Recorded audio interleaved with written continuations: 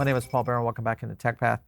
Let's just jump into the topic. And the topic has been, and we get a question of this, and we still have Gala, the token, in our CPI. It's one of our metaverse tokens, so it is one that we currently track and we currently look at. It has not had great performance. There's been a lot of things happening over the past few months and over the past year that our team wanted to kind of jump in and bring to the forefront and just get some of these questions out in the open. First, I want to start with Jason Bitbender. He's been on our show many times, and I'm just going to go to a tweet he just recently put out.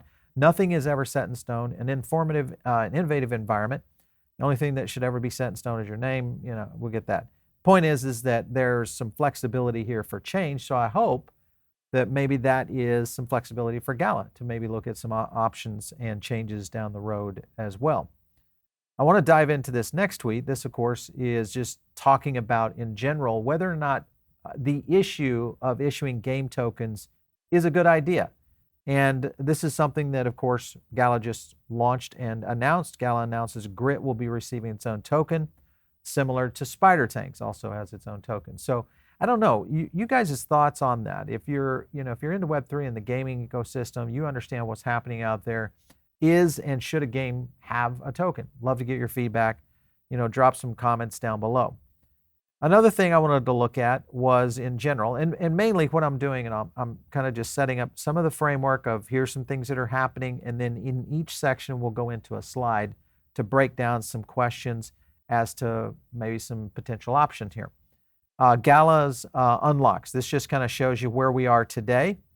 Now, we've had Bitbender on the show many times and talked about these kinds of things in terms of tokenomics and what that future might be. And one of the things has always been this transparency, the ability to track things, all that good stuff.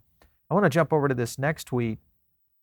And it just was a discussion on and around where Gala is going and some of the strategies that they're trying to implement. So I just want to play the clip for you guys. Let's listen in. Is it true that 85% of coins are not on the market? Now, this is, okay, Jasper, you don't have to copy and paste the same question again and again and again. I'll answer the thing. No, it is not true. There are still, the numbers for CoinMarketCap and CoinGecko are incorrect. We're working on getting that corrected right now. All right, so what Jason was referencing there is the inaccurate data that is and showing up on the exchanges. And the scenario of this was in December, just kind of highlighting that tweet that was done right here. This was in December of last year. So we're 6 months in.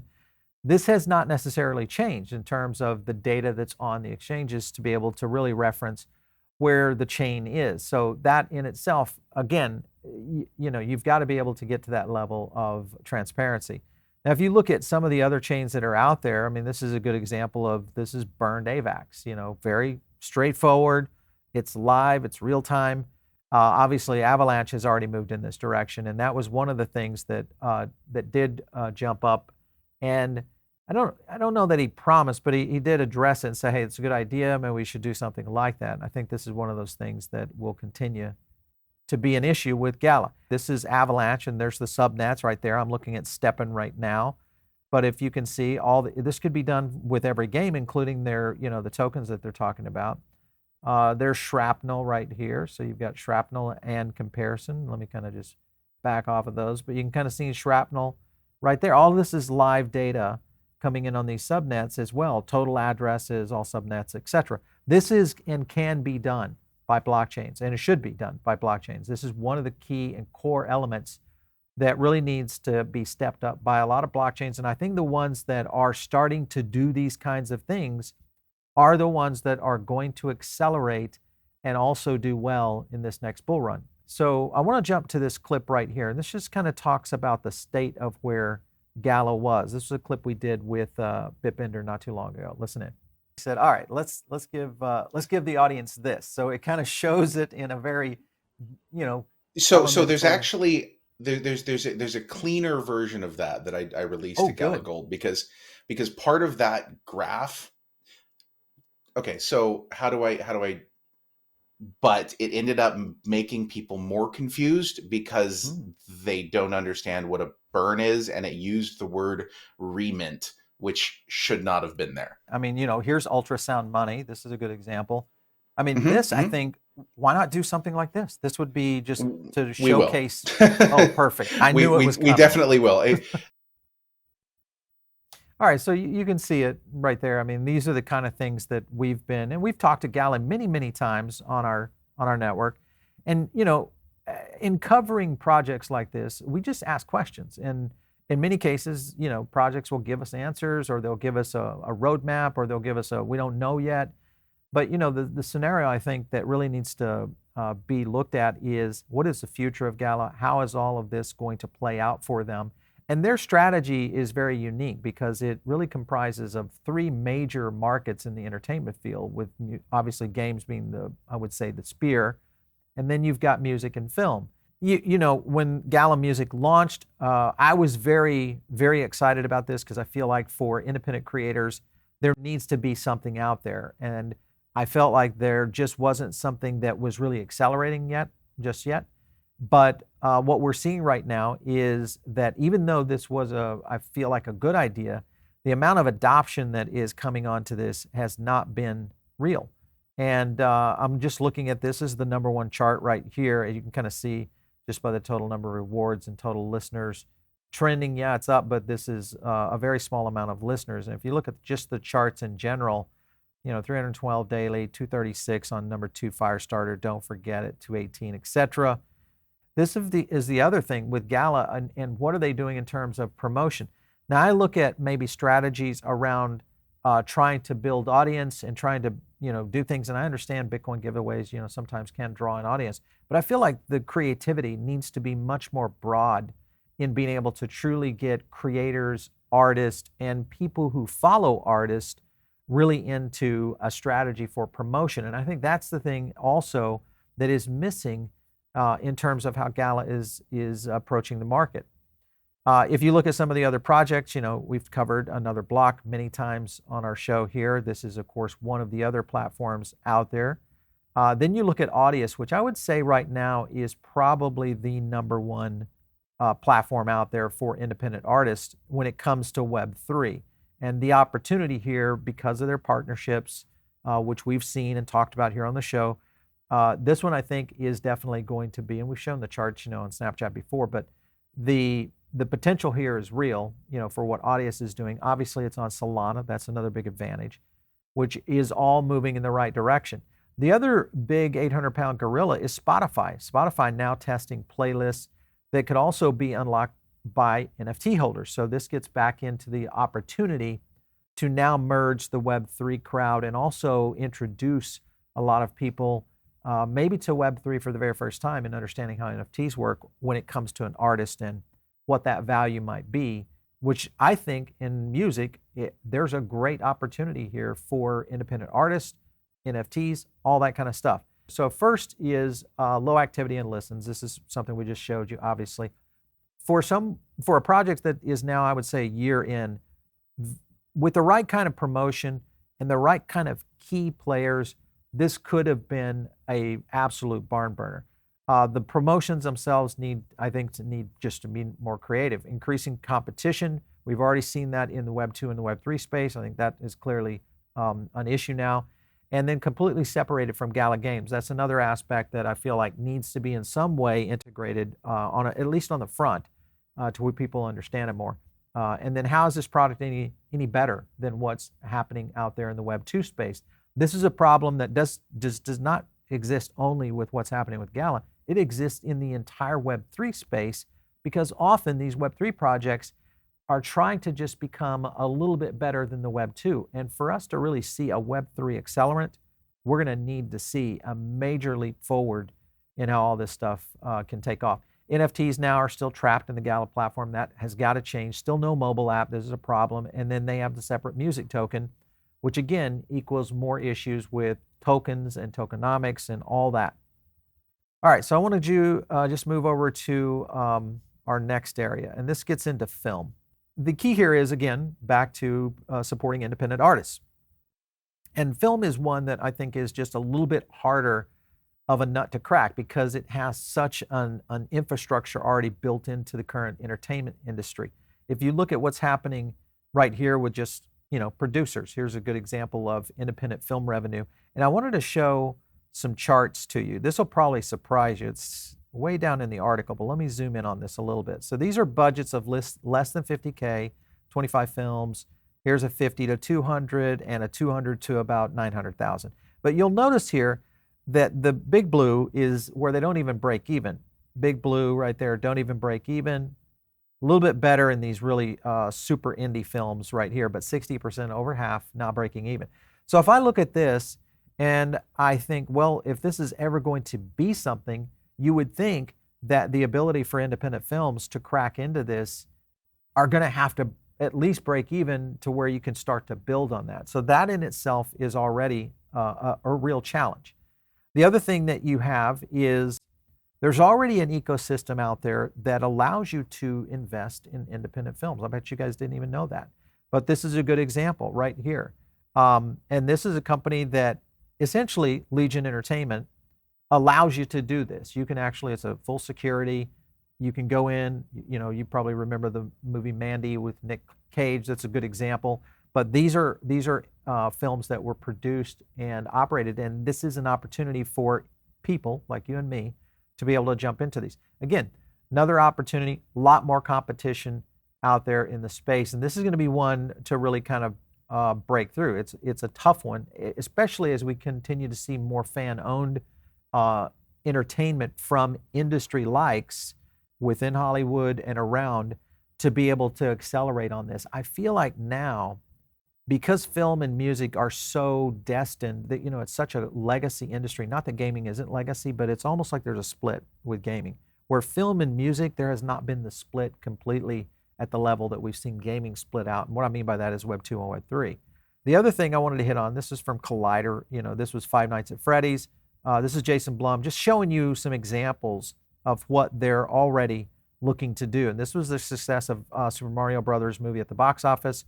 You also, where he says, basically, I think the right video games make a great source of material for movies. Again, remember, Gala's a game company, so all that IP already exists in that, so there's an opportunity there. Further in this was James Wan. He's actually a bigger gamer. We have game divisions of our own company we've been working on. And then I'm definitely looking forward to finding more games that are popular that we could turn into horror movies. So even more from an IP standpoint, from traditional Hollywood, traditional creators that are now looking into game IP as a core theater, so to speak, for ideas, innovation. And again, going back to Gala, they are a game company. So why not be able to just jump into that? So you've got Dragon Strike. You can kind of see some of these. I won't go too fast, but there's another one right there with Town Star, which we know. And further in right there, Meow Match. Again, these are not necessarily aligned perfectly. And I'll show what I mean by that. Here's Mirandus, of course, Tavern, and so on. So this is, you've got the opportunity here to be able to leap into things like Mirandus or something of that nature for IP and maybe go into the connection of where film could happen. Maybe that is a strategy going forward. Also remember, there's a lot of companies that have been in the gaming sector. This is EA Sports, but now they changed their name to EA Entertainment. Reason being, they are also looking at going in this. So this is going to get very interesting from a aspect of growth and who are going to be the players. Is Gala already being overshadowed is the question mark. And I think the real question mark is, will this industry, all these titan industries that Gala is playing in, leap into Web3 and or start that conversion? Because maybe there's enough there now that this can actually happen. Indie film business, almost impossible. This is a tough one. I think now it's shown very heavily here. Why do directors and producers need Gala? This is already showing that there's going to be cases in which blockchains are going to partner with them independently. How is this a better product than Web 2 alternatives? We already have now isolated that. This is a completely separated business. It feels like it from Gala Games. And then why launch with original IP and not Gala Games IP? That's another thing that we just talked about right there. And then this shows a little confidence, very little confidence in things like Vox, Townstar, Mirandus, which in my opinion, if you've got good games that are getting some player activity, then it already shows there's a little bit of demand there. So that could be the perfect setup of going home. And then the go big or go home, which is the Gala mentality, maybe that is just, maybe needs to be rethought out and get more narrow and very laser shot as opposed to kind of this shotgun approach. And then no one in Gala I'm not saying anything bad about Gala team. That's not what I'm saying here. I'm just saying they need to bring in some Hollywood types and or creators and real filmmakers that can truly drive this forward from a strategy standpoint. That is much harder than it appears. We're going to go into nodes now. So this is exactly where nodes stand with Gala. This is just a quick piece of their Gala node. What does a Gala node do? You as the node operator take on a small part of the work. Now, this to me is still, again, this should be something that is much greater, much more dynamic. Node operators, I think, should be rewarded more. And, this is another scenario where node operations is this the true strategy here, or is this something that is just setting out on the front of kind of the theme, but not necessarily the core of what's truly happening? All right, so here's a clip on them talking about nodes in general. Listen it. Yeah, I like to think of nodes sort of as the heart of the ecosystem. The nodes run the workloads, and the workloads are what keep our blockchain running. They keep the games running. And they also reward people for actually using the nodes. And by running a node each day, they earn the opportunity to gain rewards for supporting our ecosystem and doing some of the work that we need done to actually run a distributed, decentralized crypto company. And B, there's no reason we need to pay Amazon $50,000, $100,000 a month to run these games. Why not pay the people that are actually playing the games, who are actually in the Gala ecosystem? It's a way we actually share with our company, with the rest of our users. All right, so as you can see, they clearly saw that as a different strategy going forward. But if you look at some of the strategies that are out there in the market, one, of course, has been one we've talked about here recently, and that is Avalanche and their validator node approach, which has been, in my opinion, this might have been the way to go because it is very clear and open and transparent of what Avalanche is trying to do here. So again, why recreate the wheel? Why not just utilize the tool sets, the framework that gives you the capability? Because it's likely that many of the Web3 projects out there today are going to be using legacy Web2 systems. Now, sure, there are other aspects of Web3 that will be part of that, but today it's not there yet. And I think that's the key, is there has to be, and this is why Avalanche's strategy, I think, is right on here. And that is, there's a transitionary period, this crossover of the chasm that needs to occur to be able to reach the other side. And it's going to take time. And it's also going to be taking work from both sides. So this is a very important component, I think, moving forward. All right, so let's get into the slide here. Do games currently run 100% on nodes? No, we already know that. What server is the most game running on? We don't really have, narratives behind that or any transparency. How is this better than what Avalanche is doing over on AWS with their strategy? I don't think it is. So why do games need to run on nodes at launch? Couldn't that be something that could be running on an AWS or Rackspace or whatever in the early stages to be able to establish if you should be even doing that? And then do players benefit from nodes? That's a question mark. Do you guys think that? So I'm going to just kind of leave it for comments. And I'd love to get you guys' feedback, drop some comments down below. Because I think this is one of those projects that has so much potential, but just has not been able to meet it. Now, granted, sure, there's a bear market. We've seen a lot of trouble in the industry. It's created a lot of, issues with both the entertainment industry, because FTX alone has just already given the industry a kind of a black eye. But at the same time, there's still a lot of optimism. And that, to me, is the hope. And I really think the mission of where all of this stuff is going to be going in the future. All right, so I'm going to wrap it up here with just kind of some questions to ask. So why create a Gala token? No governance, doesn't secure the network. Its utility only creates friction for players. Tokenomics change, I won't say with the weather, but often. And regulatory uncertainty seems to be a problem. So access becomes a bit harder of being able to get to this. That's one. Let's go to another slide here. This gives you even more analysis. Does Gala need a music and film to survive? This is a big question, because if it does, then this means the game business isn't sustainable. If it doesn't, then it means they should focus on the game business. Now, sometimes you can try things, because I think trying stuff, you throw enough stuff at the wall, but you have to know when to bail out. It just doesn't work. You got to move on to the next project or the next idea. That's really what they kind of call fail forward. And there's nothing wrong with that at all. In many cases, you learn so much from it. My takeaway from this would be IP game. If you were going to do something in the creative space, it would have to be done through the game engine and the game IP to be able to move to that next level. Gala's games consistency in their brand identity. Is Gala game a studio, a game studio, or is it more of a blockchain? That's going to be the question I think a lot of people ask today. Why should indie game studios join Gala? That's another issue. I think when you look at IMX, they're offering a lot more for onboarding, studios and players. So there's a lot of competition in the space. What is it that separates you? Now I get it. Maybe the gaming connection to film and music was a branding play to draw in more, to kind of give it a much bigger breadth, look, and feel. Nothing wrong with that.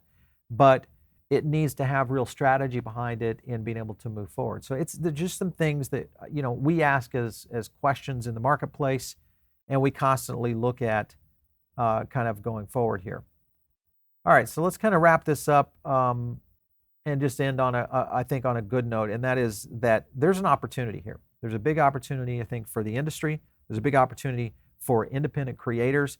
The key is who's going to bring that opportunity to the forefront. Now, in the early stages of almost every technology, and I've been around many technologies that have started, stopped, started again, relaunched, and then you see the winner. I feel like that's what we might be facing right now with Gala and some other projects out there that are going to be dealing with this through this next bull run, because this is going to be a big challenge. There's going to be new players. There's going to be new, and when I say players, meaning new startups that are doing something differently and unique. And there are going to be ones that are super hyper focused that I think start to develop a true niche. And those are the ones that we're watching and will continue to watch. So anyway, if you guys are interested in getting into the Diamond Circle, make sure and join the link down below. It's a place where we do additional content. We do our Web3 podcast over there. We do a lot of additional analysis as well on charts and all that good stuff. So make sure and click that link. It's free and it's very easy to do. And of course, you guys want to catch me, it's out there on Twitter @PaulBaron. We'll catch you next time right here on TechPath.